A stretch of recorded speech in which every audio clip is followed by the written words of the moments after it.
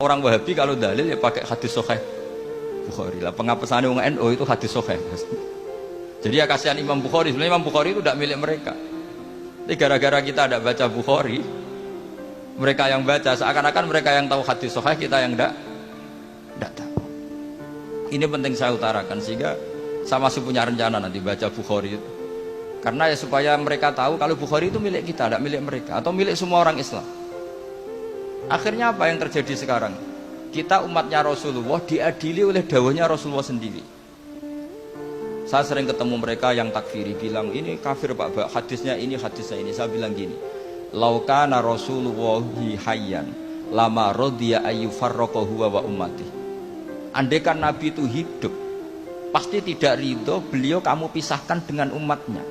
Kamu mengkafir-kafirkan orang lain berdasar hadisnya Kanjeng Nabi. Itu artinya kan apa? Nabi kamu pisahkan dengan umatnya berdalil dawuhnya Nabi sendiri. Kebayang nggak kamu memisahkan Badawi dari santrinya berdasar dawuh Badawi sendiri? Semua nabi, semua kiai, semua wali itu asyadun nasi syafaqatan li ummatihim. Orang yang sangat sayang kepada umatnya. Tapi sekarang ada tren orang dianggap kafir, artinya dianggap kafir itu dipisahkan dari nabi justru oleh dawuh Nabi sendiri. Kebayang nggak Nabi kerso dipisahkan dari umatnya, padahal Nabi fi akhiri hayati ngendikan ummati. Bahkan yang maksiat saja kata Nabi masih ngendikan syafaati li ahlil kabair min ummati. Nanti jatah syafaat saya tak kasihkan umat-umatku yang amalnya tidak karu-karuan, kira-kira gitu terjemahnya.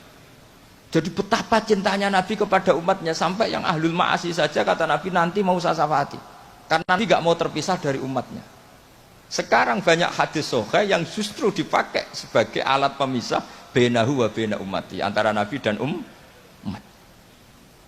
Maka santri Al-Wahdah ini harus kuat. Semua kita harus kuat. Semua kita harus kuat. Caranya gimana? Yang ngaji tadi, ngaji pakai guru. Sekarang alhamdulillah kan banyak gus-gus besar yang misalnya jenengan gak menangi Said Muhammad, ada Gus Naji, ada Gus Ro'ub, ada Gus Kamil, ada Li Akhwas, gak menangi Habib Zain.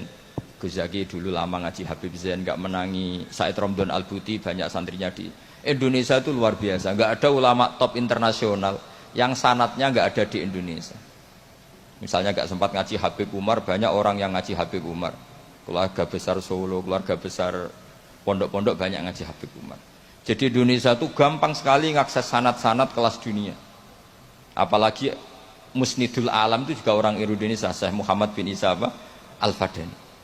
Jadi kalau orang Indonesia tidak pinter tuh kebangetan lah, kira-kira seperti itu.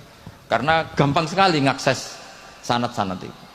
Tapi sanat ini pula yang mulai hilang dari pondok-pondok pesantren, jarang yang mau menekuni. Makanya saya ingin sekali bahwa sanat-sanat ini terus kita jaga. Karena setelah sanat ini terjaga, itu gampang sekali melogika kebenaran. Kayak saya berkali-kali bilang, masa orang kafir 70 tahun menjadi iman gara-gara la ilaha illallah, tapi kemudian kalimat yang sama menjadi kalimat kekafiran kalau kamu bacanya di kuburan. Jadi kalau orang NO tahlil kafir jaluk kuburan, itu kata Said Muhammad dulu kalau guyon masyhur itu, mbok takok isik ndek ini jaluk kuburan apa malah ndongakno kuburan. Padahal doanya kan malah Allahumma ighfir lahu wa'afi wa'fu anhu.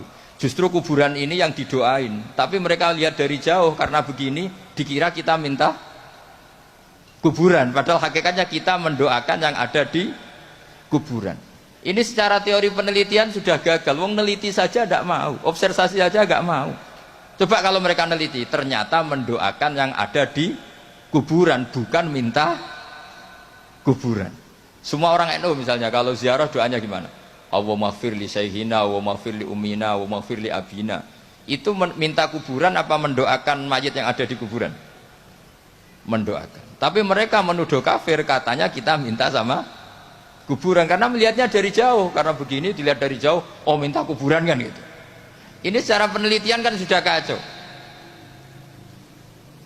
Dan makanya saya minta sekali tradisikan tahqiq dan sanad-sanad yang mudah kita dapat, semoga diakses, dimuasalah secara baik, disambung secara baik.